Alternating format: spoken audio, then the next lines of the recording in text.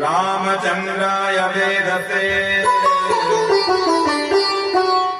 रघुनाथाय नाथाय सीताय पतये नमः।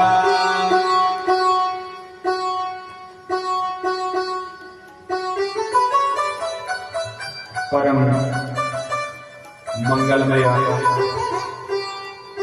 भगवान साक्षात बाल गोपाल की वांग्मय प्रतिस्वरूपा श्रीमद् भागवत महापुराण को कोटि कोटि वंदन करते हुए साक्षात भगवान की लीलाओं का श्रवण जब भी हम भगवान की कथा को सुने तो उस कथा को अपने मन में बसाना चाहिए, उस छवि को अपने हृदय में देखना चाहिए।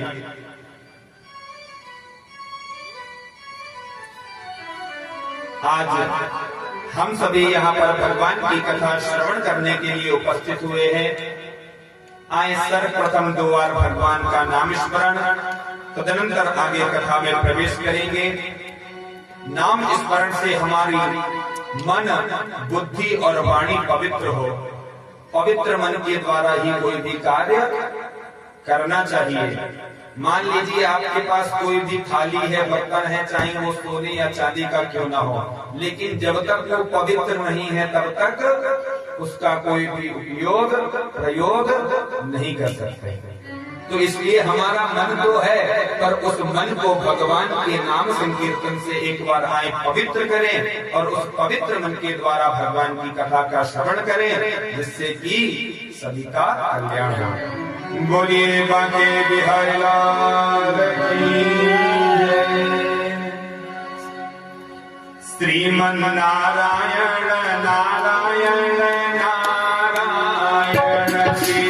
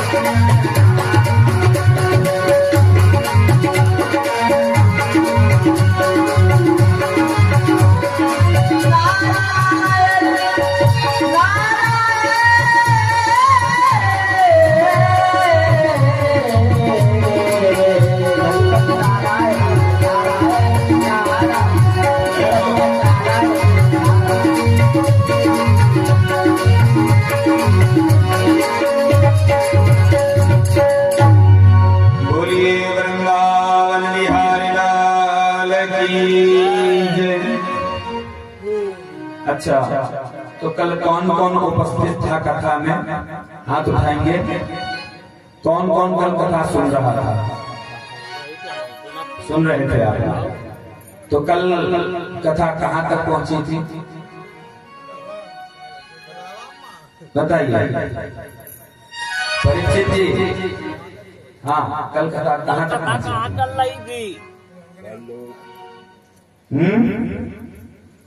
अंधकारी वाली। चलिए, कल जो है आपने सुना किस प्रकार से जब कलयुग का प्रवेश हुआ तो कलयुग को 5 स्थान दिए गए।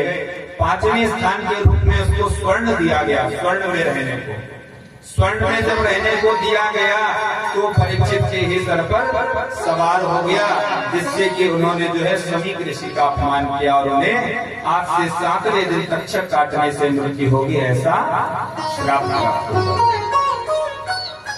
अब जब जब जीवन का पता चल जाए कि जीवन समाप्त होने वाला है तो सभी को छोड़ करके केवल भगवान की शरणागति ही हमारा उद्धार करने वाले होते हैं। तो परीक्षित जी को जैसे ही पता चला कि हमारे आज से 7वें दिन मृत्यु हो जाएगी, गंगा नदी के तट पर गए सभी संतों का, क्योंकि ये बहुत बड़े धर्मात्मा थे, राजा तो थे लेकिन अपने राज्य में धर्म कर्म सभी कुछ किया करते थे। ब्राह्मणों का, संतों का सदा सम्मान किया करते थे। जैसे ही दूर दूर से संतों को, ब्राह्मणों को पता चला कि राजा परीक्षित को श्राप मिला है, आज से 7वें दिन इनका देहावसान हो जाएगा, दूर दूर से संत ऋषि महात्मागण आने लगे। उसी सभा में सुखदेव जी महाराज आए और सुखदेव जी महाराज को सभी ने नमस्कार किया। सर्वप्रथम परीक्षित जी ने प्रश्न किया कि मानव कल्याण के लिए हर व्यक्ति को, सभी मनुष्यों को क्या करना चाहिए? सबसे पहला प्रश्न सभी को क्या करना चाहिए, और दूसरा प्रश्न जिसका मरने का समय नजदीक आ गया है उसको क्या करना चाहिए? आजकल के प्रश्न अटपटे होते हैं। कोई कहता पंडित जी वो रावण की नानी का नाम क्या था? अब ये बता दीजिए कि रावण की नानी का नाम यदि आपको पता चल जाएगा तो कौन मार बड़ा काम हो जाएगा, नहीं पता चलेगा तो क्या हो जाएगा? आजकल आदमी को भगवान की कथा से मतलब नहीं है, पूजा पाठ धर्म कर्म से मतलब नहीं, कि रावण की नानी जानने का बड़ा बुखार चढ़ा है। ऐसे ही अजीब अजीब अटपटे प्रश्न लेकर के आते हैं जिससे किसी का कल्याण नहीं। लेकिन परीक्षित जी ने जो पहला प्रश्न किया, दूसरा प्रश्न किया, जगत कल्याण के लिए किया। सुखदेव जी ने बताया कि जिसका मरने का समय नजदीक आ गया है उसको सभी प्रकार की मोह माया से दूर हटके केवल अपना मन भगवान की शरणागति में लगा देना, उससे जो है मनुष्य का उद्धार हो जाएगा। पुनः परीक्षित जी ने प्रश्न किया कि ये सृष्टि किसने रची? सृष्टि का प्रारंभ कहां से हुआ, इसकी रचना किसने की, इस विषय का प्रश्न जो है उन्होंने जो है सुखदेव जी से किया।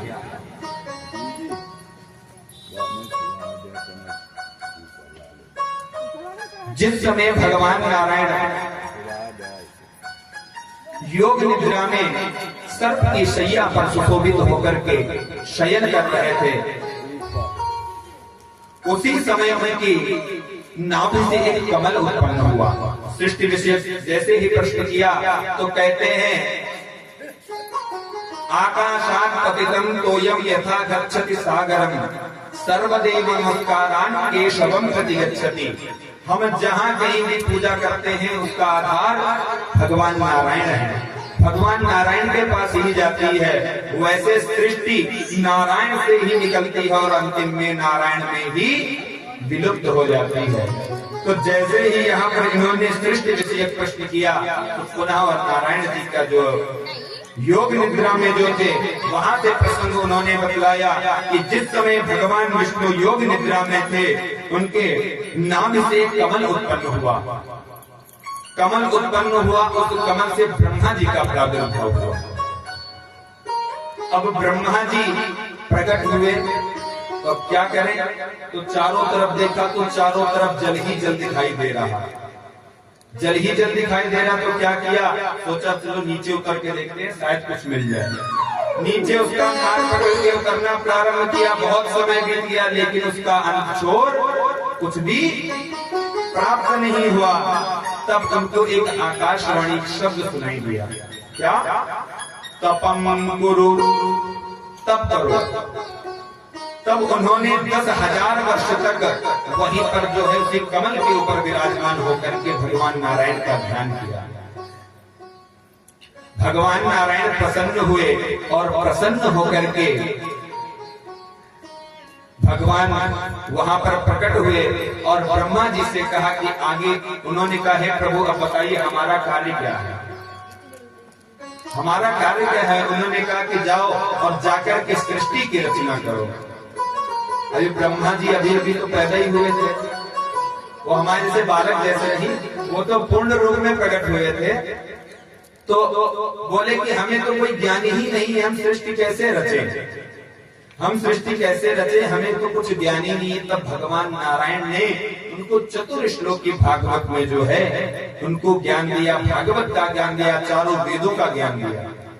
ज्ञान मतलब भगवान के संकल्प मात्र से।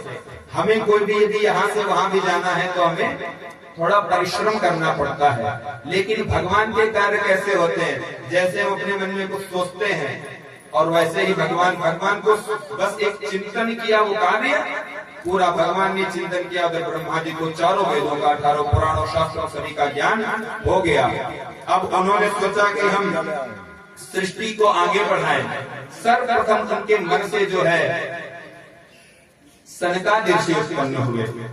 सनकादिक ऋषि आपने पहले ही भक्ति ज्ञान वैराग्य के प्रसंग में सुना कि साप्ताहिक जो भागवत नारद जी को सुनाई, इन्हीं सनकादिक ने सुनाई। सनकादिक उत्पन्न हुए, ब्रह्मा जी ने इनसे कहा कि जाओ, हमें ऊपर से आर्डर मिला है कि पृथ्वी जो है सृष्टि का विस्तार करना है। तो इन्होंने कहा नहीं, क्योंकि ब्रह्मा जी के साक्षात पुत्र पहले से ही ज्ञानी। तो बोले नहीं पिताश्री, हम जो है ये कार्य नहीं कर सकते हैं, हम तो भगवान का आराधन ही करेंगे। ब्रह्मा जी को क्रोध आया कि अभी अभी उत्पन्न हुए बालक कोई बड़ा हो जाता है, बड़े होने के बाद बात नहीं मानता, ये तो अभी बच्चे हैं, बच्चे होकर के हमारी बात नहीं मान रहे। उन्होंने श्राप दे दिया कि जाओ, आज से तुम्हारी अवस्था इतनी ही रहेगी। वैसे ये सनकादि दादा बाबा के भी बहुत बड़े हैं, लेकिन इनकी अवस्था वैसे ही बाल अवस्था है। उसी समय ब्रह्मा जी को क्रोध आया, क्रोध से जो है उसी समय ब्रह्मा जी को क्रोध आया, क्रोध में जो है उनके क्रोध से एक बालक उत्पन्न हुआ, उसका नाम पड़ा रुद्र। रुद्र नाम क्यों पड़ा, रोदनाद रुद्र, जो स्वयं रुद्र हो, उसका नाम रुद्र, या फिर रोदनात् त्रायते रुद्र, जो रोने से हमको बचाए, हमको रोने ना दे। तो एक ही शब्द की व्याकरण के माध्यम से कई प्रकार से जो है व्याख्या की जा सकती है। ये रुद्र उत्पन्न हुए, इनसे कहा कि जाओ सृष्टि का विस्तार करो, तो इन्होंने भूत प्रेत डाकनी शाकनी सब बनाना प्रारंभ कर दिया अपने हिसाब से। ब्रह्मा जी ने देखा रे ये क्या बना रहे हैं, हमें तो ऐसी सृष्टि चाहिए थी जो बनती जाए और फिर मृत्यु को प्राप्त हो, फिर नए सिरे से बने। अब भूत प्रेत डाकनी शाकनी बना दिए तो मरने ही वाले हैं। भगवान ने जो है, ब्रह्मा जी ने रुद्र को वहीं पर रोका कि रुक जाओ। पुनः ब्रह्मा जी ने ध्यान किया और ध्यान करके जो है अपने दाहिने हाथ से एक पुरुष प्रकट किया जिसका नाम पड़ा मनु महाराज, और बाएं हाथ से जो है एक स्त्री उत्पन्न की जिनका नाम हुआ शतरूपा।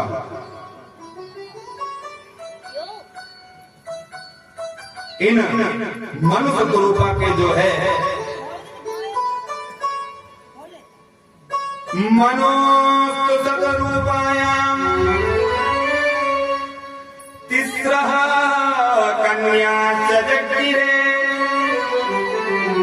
आकोति देवहूतिश्च प्रसूतिरिति विश्रुता। अब जब ये मनु और शतरूपा उत्पन्न हुए तो इनसे क्या, तो स्वयं भूमनो और शतरूपा जिनके भई नर सृष्टि अनुपा। यहीं से जो है आगे सृष्टि जो है प्रारंभ हुई। स्वयंभू और मनु, यहाँ से मैथुनी सृष्टि प्रारंभ हुई। इससे पहले की सृष्टि कैसी थी, मानसिक सृष्टि, केवल मन से सोचा और प्रकट हो गए। अब इनके जो है 3 पुत्रियां हुई, क्या कौन कौन सी, मनोस्तु शतरूपायाम तिस्रः कन्या जगतिरे आकुति देवहूतिश्च प्रसूतिरिति विस्मृता। आकुति, देवहूति और प्रसूति, इनके पहले 3 पुत्रियां हुई। इन 3 पुत्रियों का जो है, जिसमें से जो आकुति है प्रथम पुत्री, आकुति का विवाह जो है रुचि नाम के प्रजापति, दक्ष प्रजापति, रुचि प्रजापति, इनकी अलग अलग पदवियां हैं।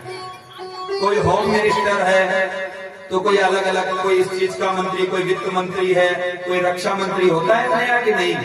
वैसे ही प्रजापति भी बहुत है, इनकी अलग अलग कैटेगरी बांट रखी है, अलग अलग काम इन सबको दिया गया है।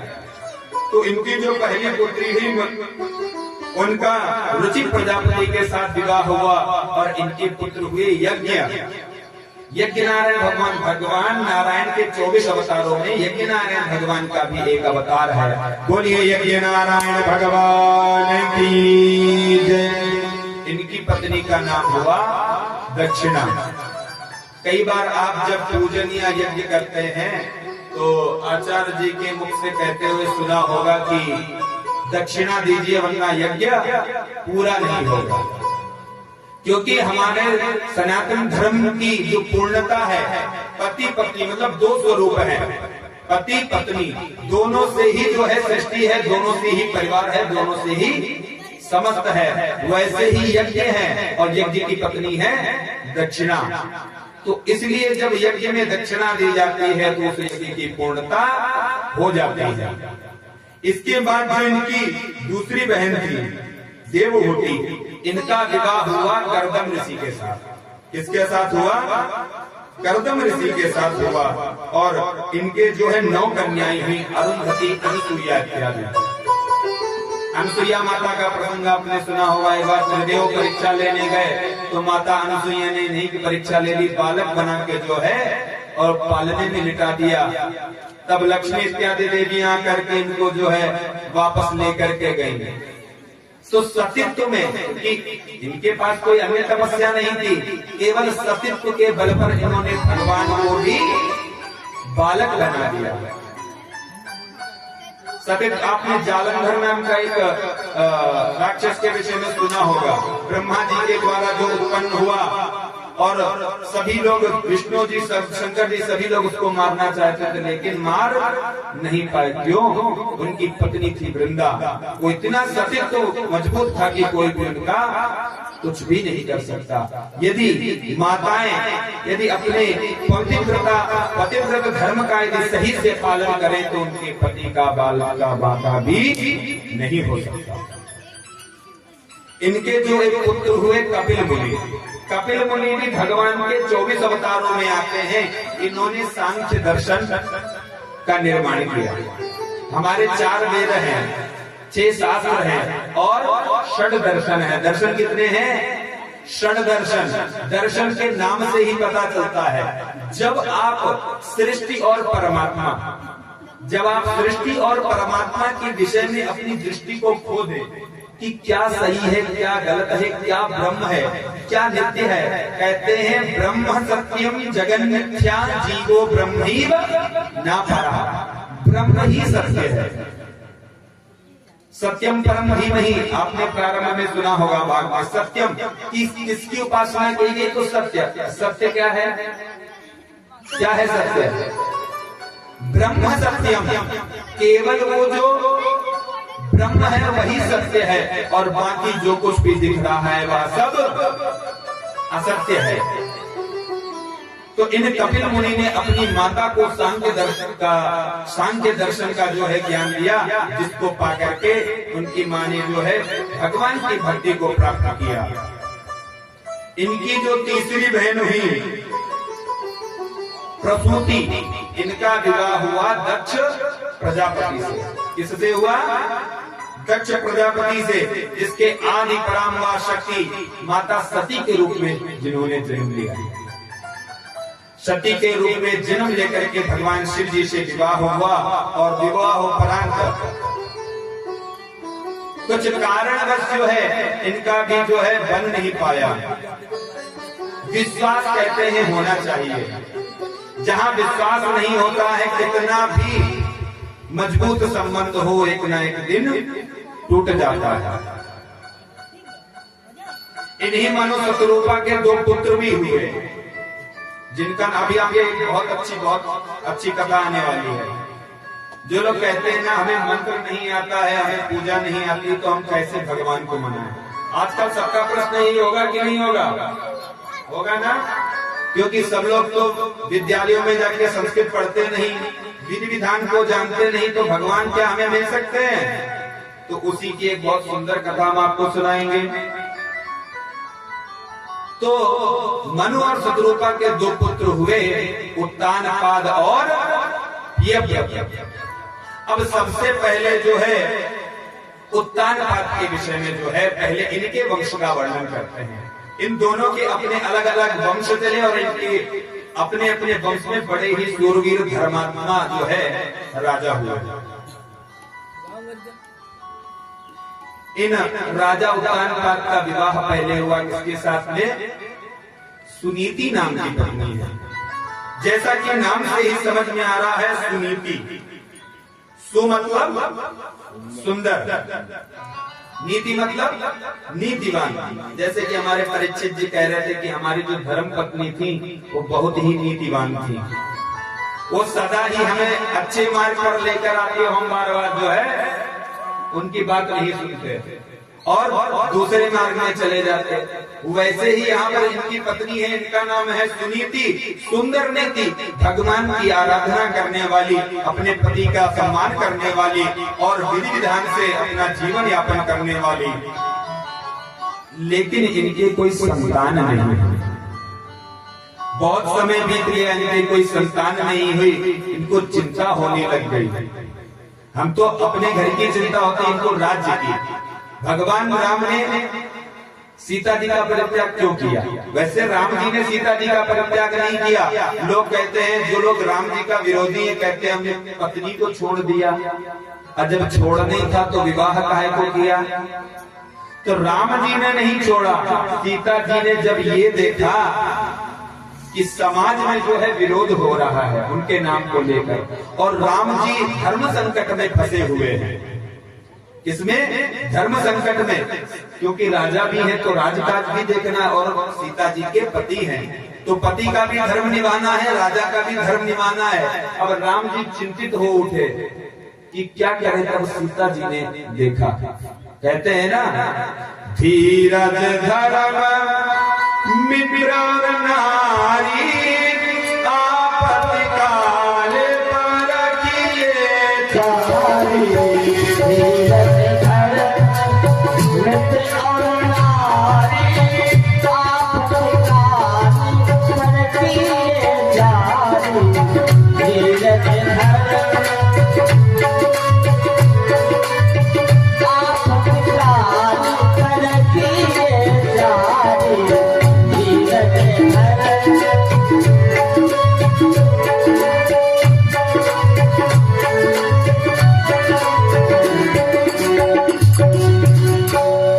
जब हम संकट में हो तो हमें अपना धीरज, कि हमें धैर्य कितना है, और धर्म कहते हैं ना, अलग अलग समय का अलग अलग धर्म होता है।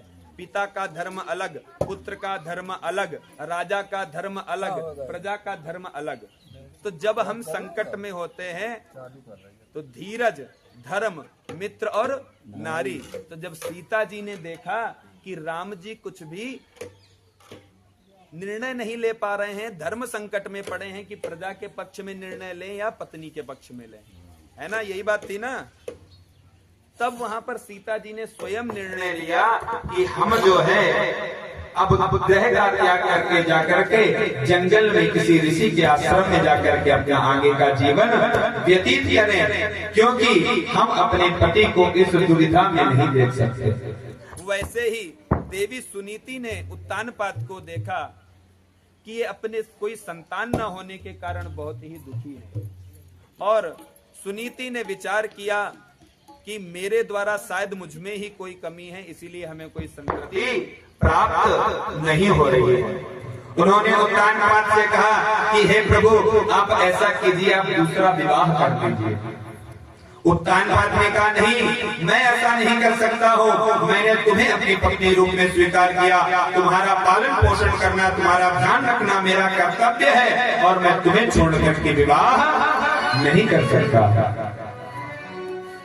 आज सुनीति ने उत्तानपाद को बहुत समझाया कि आप अपने पति धर्म का तो पालन कर रहे हैं, लेकिन आपका राज धर्म कहाँ चला गया? क्योंकि एक राजा का क्या उत्तरदायित्व होता है कि स्वयं समाज की, प्रजा की रक्षा करे, और एक ऐसा उत्तराधिकारी देकर के जाए जो उसके बाद में समाज का उसी प्रकार से पालन पोषण कर सके। तो आज यही विषय जो है सुनीति ने उत्तानपाद से कोई और बहुत कहकर जो है इनका विवाह कराना चाहा। आज ना चाहते हुए उत्तानपाद ने जो है दूसरा विवाह के लिए हामी भर दी। बोली, सुनीति ने कहा, मैं कहीं जा नहीं रही हूँ, मैं तो घर में ही हूँ, हमारी एक और बहन आ जाएगी, हमारा परिवार और बड़ा हो जाएगा। आज उत्तानपाद जी ने दूसरा विवाह किया। दूसरा विवाह किससे किया? देवी सुरुचि से। अब जैसे मैंने पहले नाम का अर्थ बनाया सुनीति, वैसे सुरुचि मत समझिएगा, ये थोड़ी टेढ़ी खीर है। क्या? ये थोड़ी टेढ़ी खीर है। ये आई जैसे ही और महल में प्रवेश करने जा रही थी, उधर सुनीति ने सोचा मेरी बहन आ रही है, आओ थाली में आरती सजा करके अपनी बहन की आरती उतारूंगी और अपनी बहन को अपने महल में लेकर के आऊंगी, और उसके बालक होगा, हमारा वंश आगे बढ़ेगा, प्रजा का संरक्षण होगा। आज ये सुरुचि जैसे ही द्वार पर खड़ी है, अंदर से देवी सुनीति आरती की थाल लगा करके आई और सुनीति की आरती, सुरुचि की आरती उतारना चाहती है। सुरुचि ने देखा ये कौन, उत्तानपाद से पूछा कि ये कौन है, तो उत्तानपाद ने बताया कि तुम्हारी बहन है। मेरी बहन? हमारी बहन कहां से, हमारी तो कोई बहन ही नहीं है। तब उन्होंने थोड़ा खुल के बताया। तब सुरुचि ने कहा कि ऐसा नहीं हो सकता, एक मयान में दो तलवारें नहीं रह सकती हैं। और आजकल तो कहना ही नहीं, एक मयान में कितनी कितनी तलवारें रहती हैं, क्या भैया रखती हैं? आप रखे हो क्या? हाँ। तो वहां सुरुचि ने कहा कि एक मयान में दो तलवारें नहीं रह सकती, या तो मैं रहूंगी या तो ये रहेंगे। आज फिर धर्म संकट आ गया। देवी सुनीति ने देखा कि उत्तानपाद कोई भी निर्णय लेने में सामर्थ्यवान नहीं है। सुनीति ने निर्णय लिया कि मैं भी जो है घर का त्याग करके और जंगल में जाकर के रहूंगी। आप दोनों यहाँ पर आराम से रहिए, आपकी जो संतान होगी उससे हमारा राज्य आगे बढ़ेगा। ऐसा ऐसा त्याग केवल राष्ट्र के लिए। हमारी भगत सिंह ये नौजवान वीर कहां से आए? माताओं ने यदि अपने पुत्रों को इस देश को न दिया होता तो आज हमारा देश आजाद न हुआ होता। हर माता चाहती है, हर व्यक्ति संतों से मिलना चाहता है, लेकिन कोई भी माता अपने बच्चे को संत वक्ता देख नहीं सकती। लेकिन इसी में एक कथा है कि ध्रुव जी की 5 वर्ष के हैं, फिर भी देवी सुनीति उन्हें कहते हैं कि जाओ और भगवान का आराधना करो। आज यहाँ पर महल में वो राजा उत्तानपाद और देवी सुरुचि रहने लग गए, और उधर सुनीति जी जो है जंगल में जाकर के एक छोटी सी कुटिया में रहने लगे। हमें जो तुम्हारा सहारा न मिलता, हमें जो तुम्हारा सहारा न मिलता, भंवर में ही रहते किनारा न मिलता। हमें जो तुम्हारा सहारा न मिलता, हमें जो तुम्हारा सहारा न मिलता, भंवर में ही मिलता। ये नारे के गीतो, ये नारे के गीतो, यह आज मोती अगर तुम ना होते, अगर तुम ना होते, मुझे और जीने की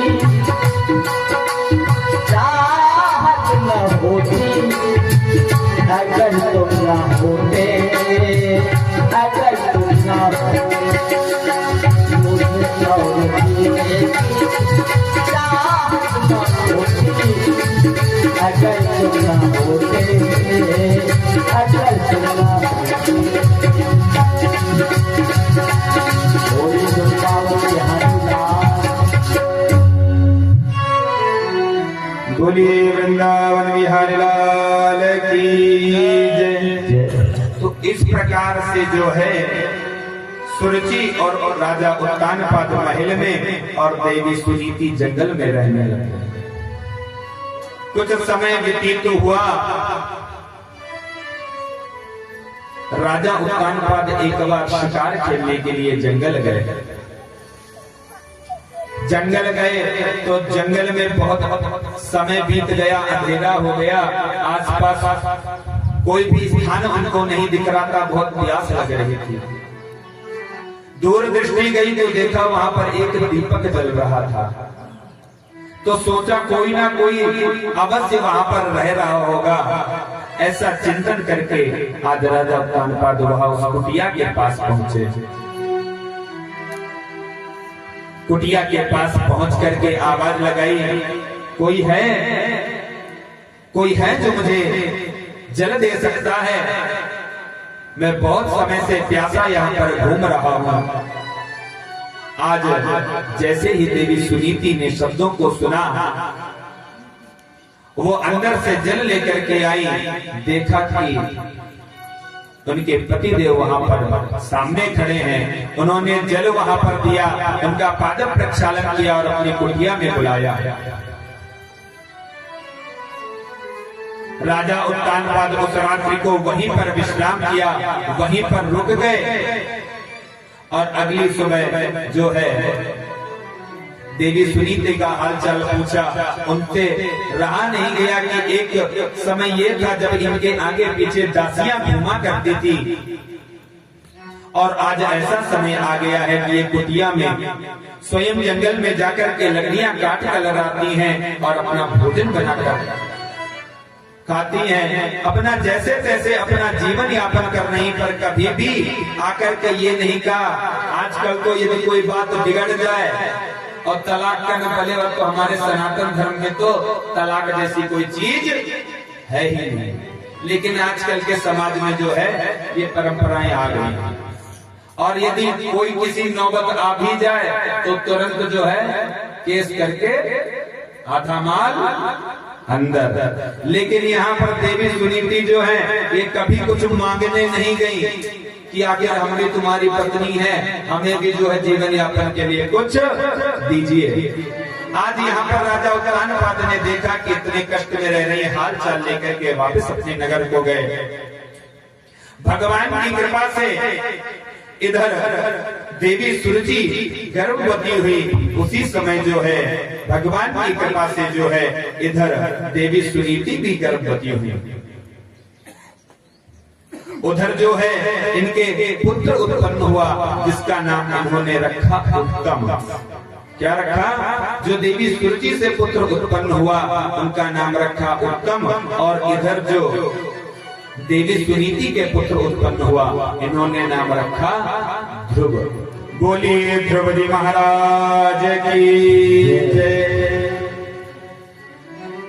केवल माँ की, अभी जब आगे कथा सुनेंगे तो केवल माँ की शिक्षा के कारण। अच्छा ये बताइए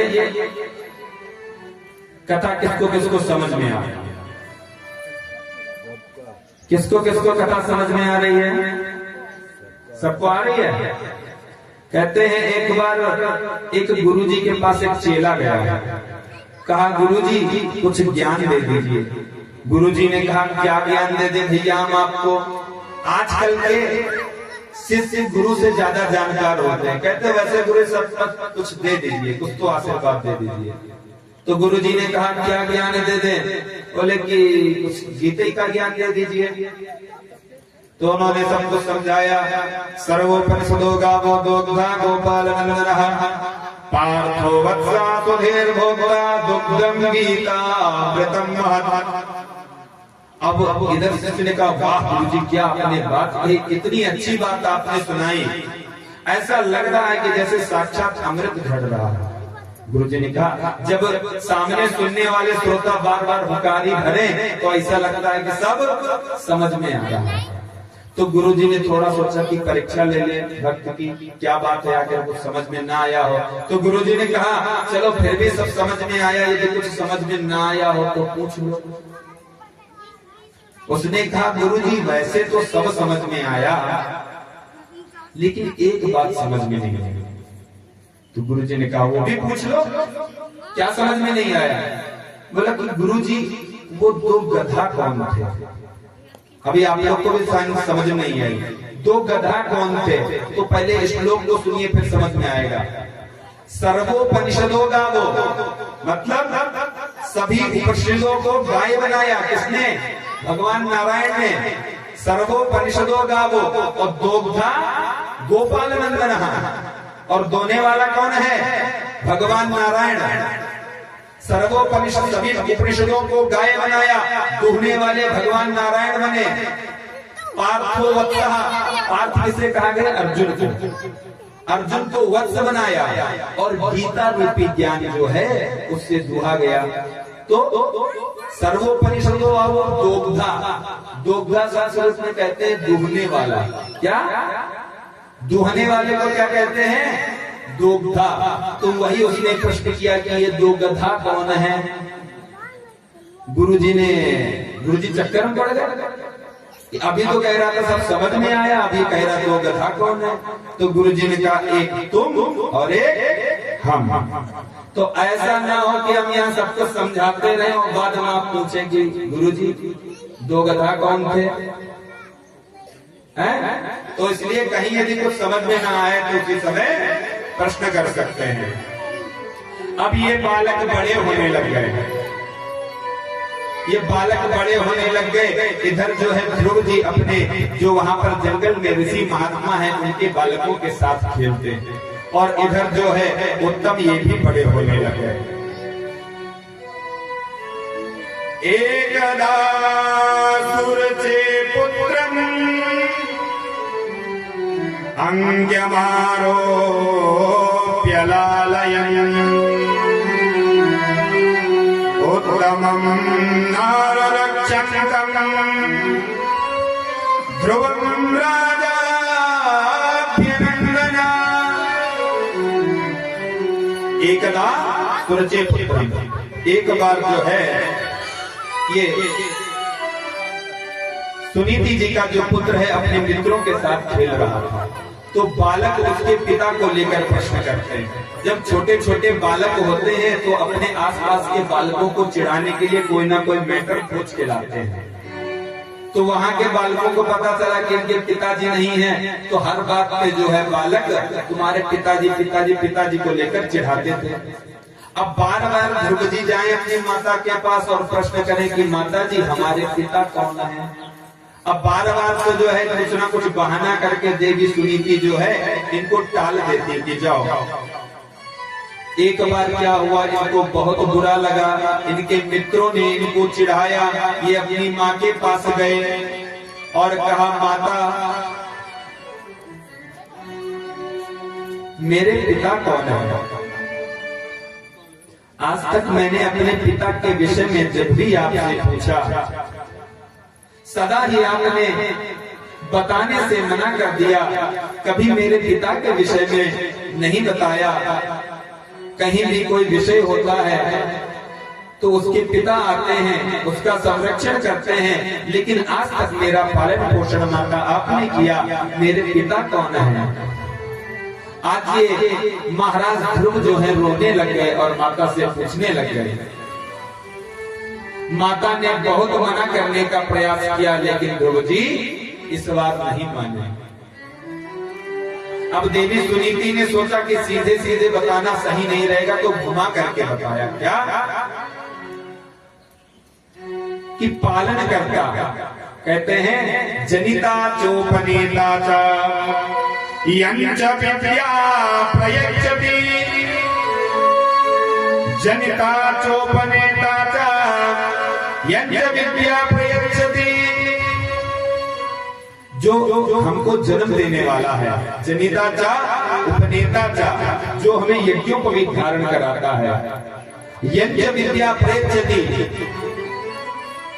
विद्यादाता भयत्राता पंचैते पितरस्रता, जो हमें विद्या का दान देता है और हमारी जो भय से रक्षा करता है वो हमारा कौन होता है, पिता के समान होता है।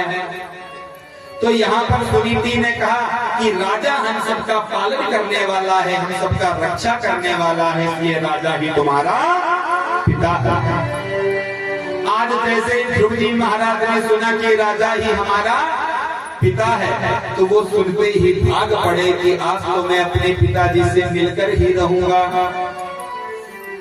और ध्रुव जी भागते भागते जो है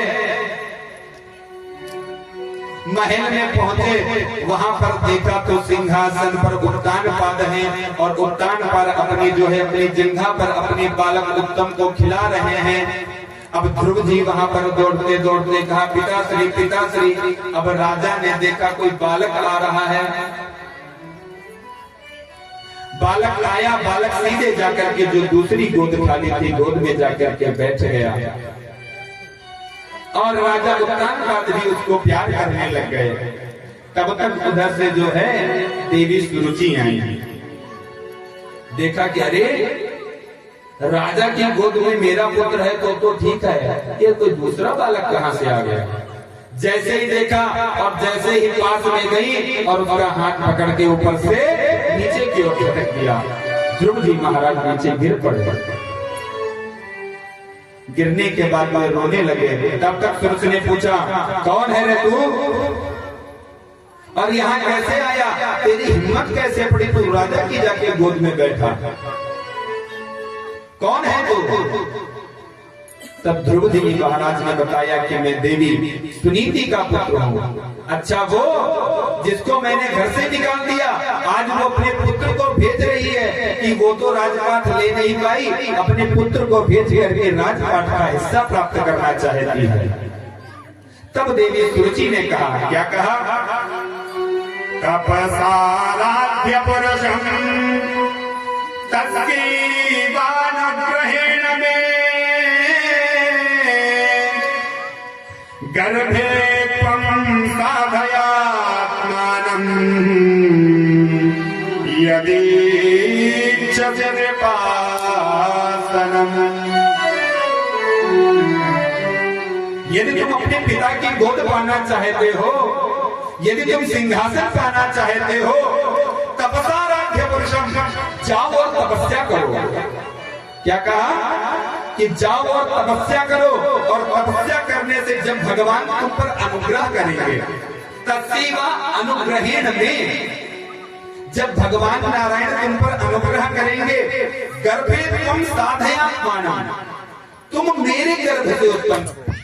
जाओ और भगवान की तपस्या करो, जब भगवान के आशीर्वाद से तुम मेरे गर्भ से उत्पन्न होगे, तब जाकर के तुम्हें ये जो है राजा का गोद और ये सिंहासन प्राप्त होगा। ऐसा कह दिया और यहाँ से जो है धक्का दे करके ध्रुव जी को निकाल दिया। आज ध्रुव जी रोते रोते रोते रोते अपनी माता सुनीति के पास पहुंचे। माता सुनीति को पूरा वृत्तांत बताया और माता से रोकर के कहने लगे, हे माँ, आज तक तो आपने हमें हमारे पिता के विषय में बताया नहीं, और आज जब आपने हमें हमारे पिता के विषय में बताया, मैं अपने पिता से पहली बार मिलने के लिए गया। वहां पर पहली बार जैसे ही मैं अपने पिता की गोद में बैठा, मुझे ऐसा लगा कि मैंने जीवन के सारे सुखों को प्राप्त कर लिया।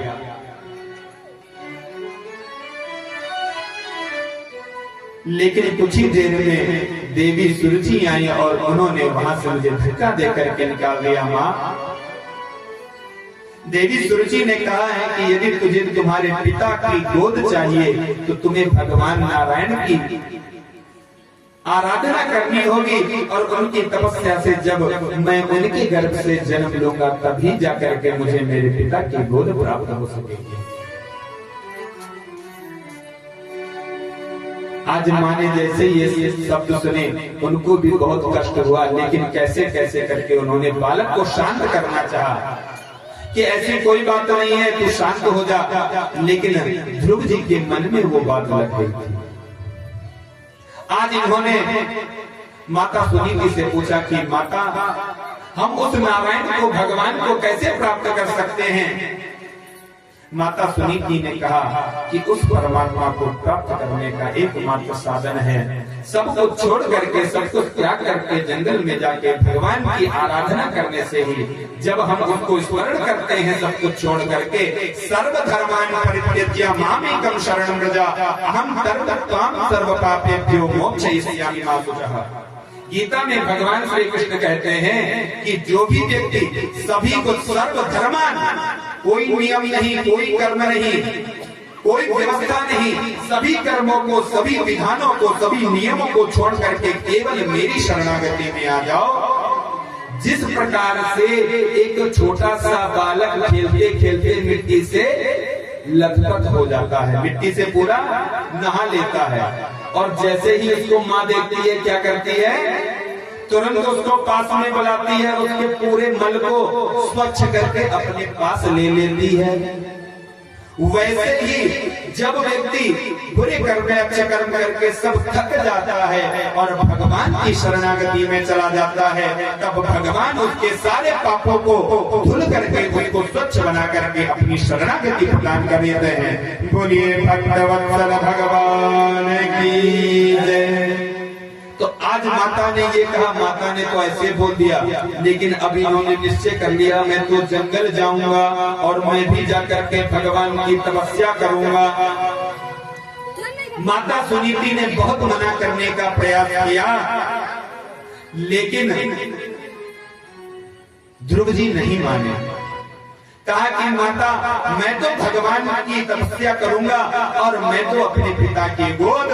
पिता उन्हें सिंहासन से कोई मतलब नहीं था। महाराज लोग को सिंहासन नहीं चाहिए था, केवल चाहिए था तो क्या, तो पिता का लालन, पिता का प्यार चाहिए था। अब वो जंगल की ओर निकल दिए। सुनीति माँ ने बहुत समझाया, लेकिन नहीं माने तो माँ ने भगवान की इच्छा को समझकर जाने दिया। अब ये जंगल की ओर निकल पड़े। जंगल की ओर जा रहे हैं, इनको कुछ भी पता नहीं। क्या?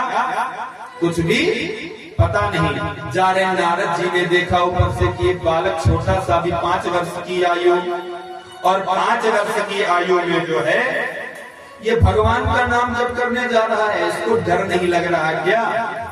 आजकल छोटे छोटे बच्चे हैं, और वैसे आजकल के बच्चों की बात नहीं कर सकते हैं, लेकिन एक समय था जब बच्चे बहुत डरते थे, यहाँ से वहां तक नहीं जा सकते।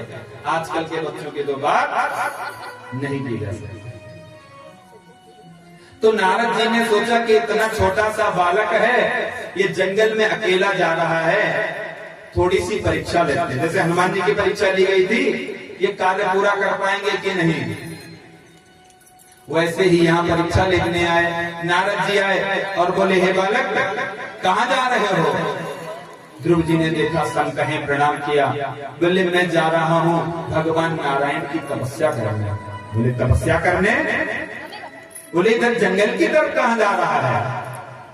बोले, माँ ने कहा है कि एकांत में भगवान का नाम जप करना, तभी भगवान की जो है कृपा प्राप्त होगी, भगवान के दर्शन प्राप्त होंगे। मैं जा रहा हूँ, भगवान का दर्शन पाना चाहता हूँ। जंगल में जाओगे, तुम्हें शेर, सियार, बड़े बड़े जानवर जंगल में होते हैं, वो तुम्हें खा लेंगे।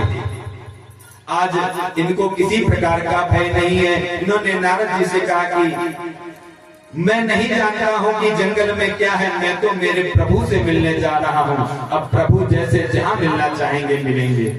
नारद जी ने देखा कि इसकी दृढ़ शक्ति है। जब हमारा संकल्प दृढ़ होता है, बाधाएं तो हमारे जीवन में आती हैं, लेकिन यदि हमारा संकल्प दृढ़ होता है, जैसे कि कोई जुआ शराब वाला व्यक्ति हो और उसको पीने की तलब लगे, आप चाहे जहां बैठा लो, जंगल में जाके खड़ा कर दोगे तो वहां भी वो जो है खोद के निकाल लेगा। अपनी अपनी रुचि की बात है। जिसकी जैसी रुचि, अभिरुचि होती है जिस काम में, जिसको पढ़ने में, अध्ययन करने में रुचि होती है, आप कितना भी काम में फंसा लो, वो कहीं ना कहीं से समय निकाल लेगा।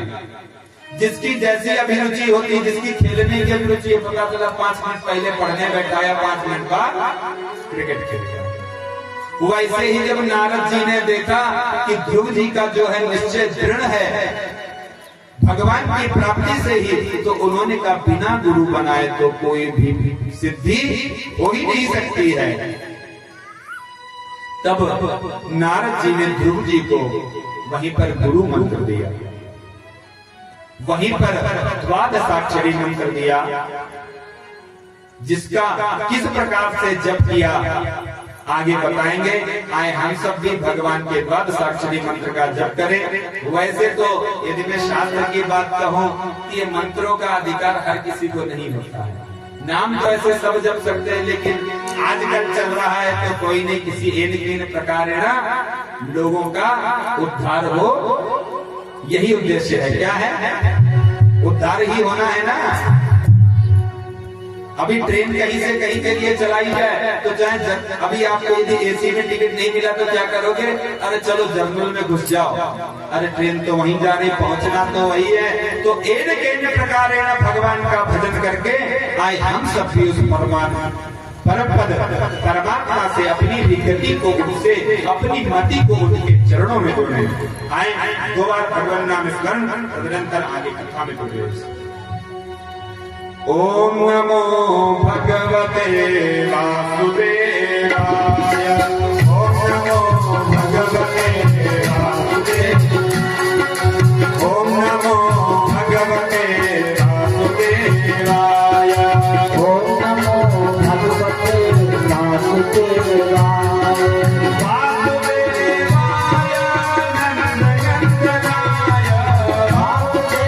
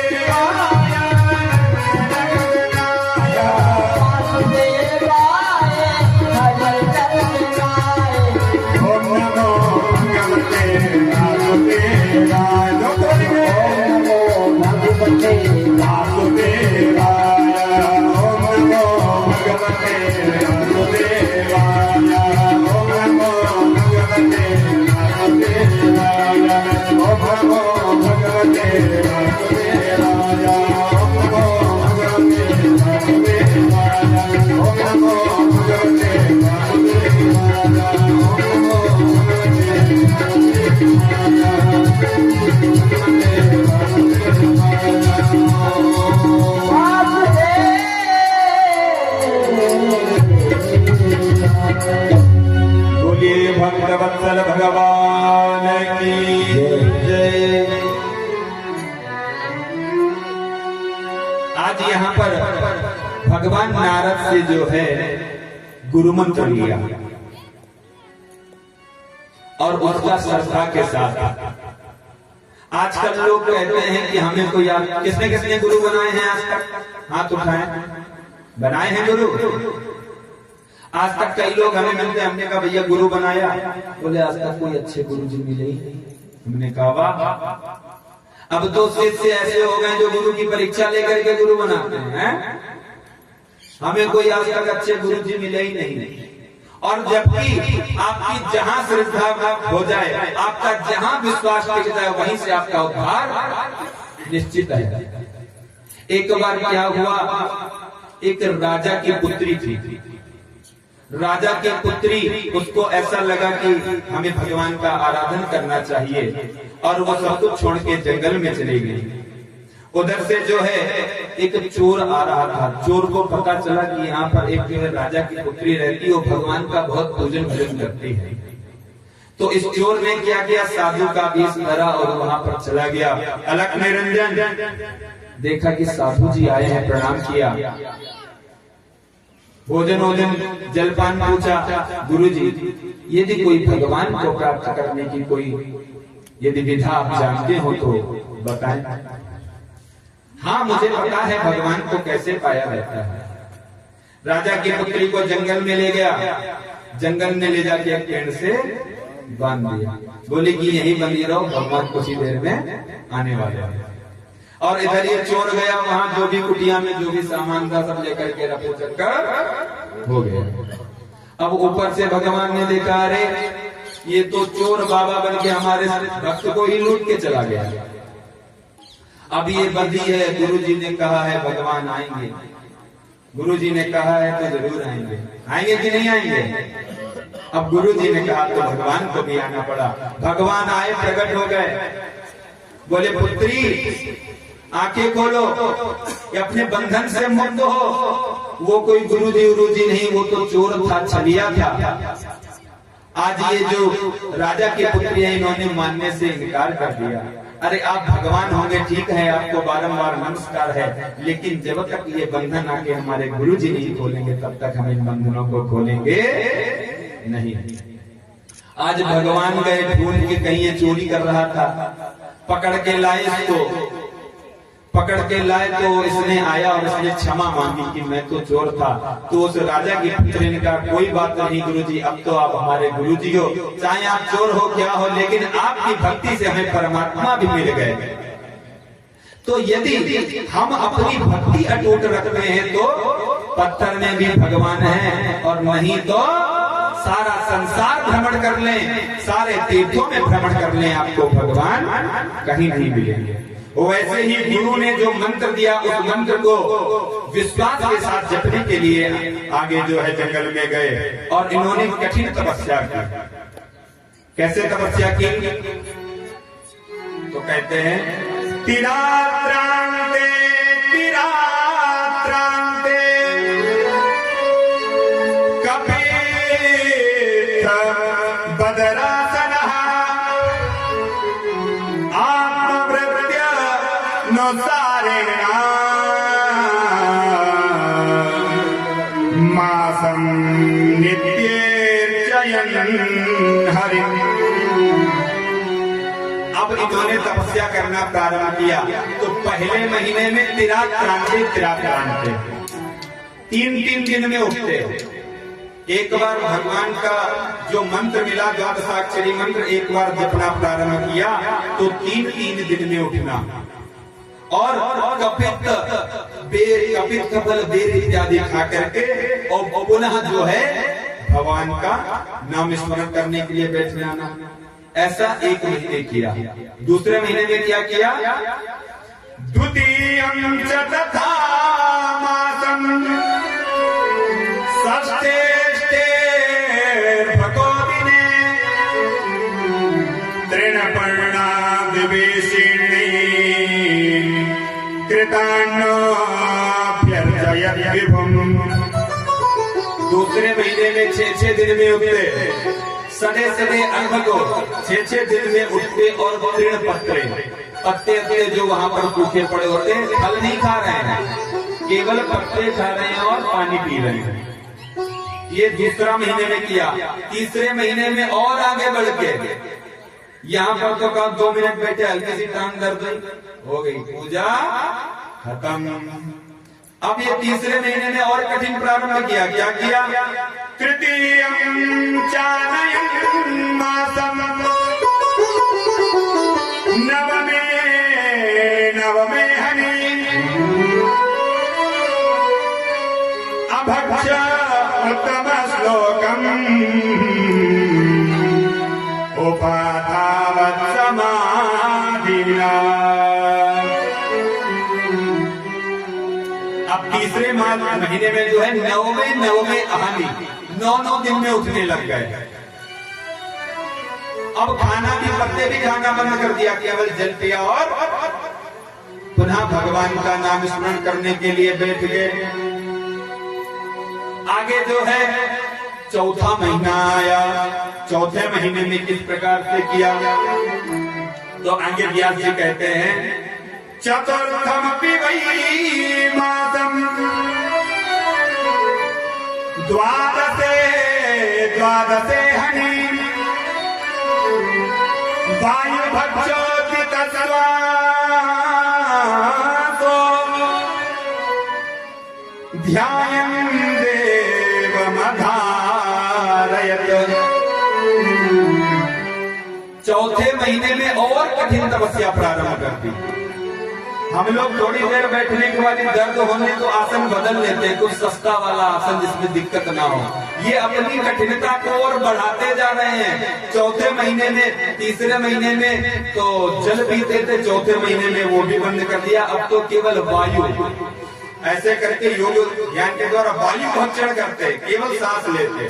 और 5वें महीने में पंचमे मास्यनो प्राप्ते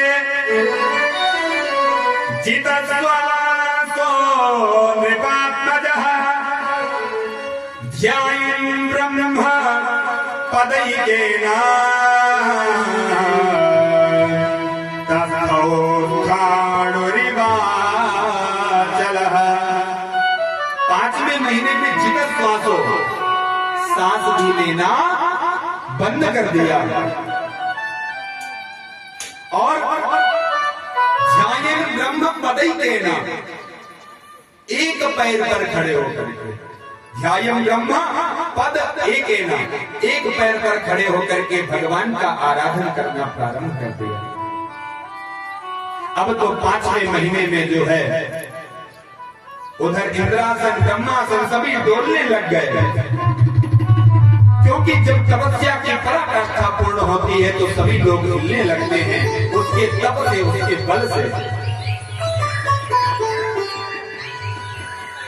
इतनी कठिन तपस्या की, और कठिन तपस्या के बाद किस प्रकार से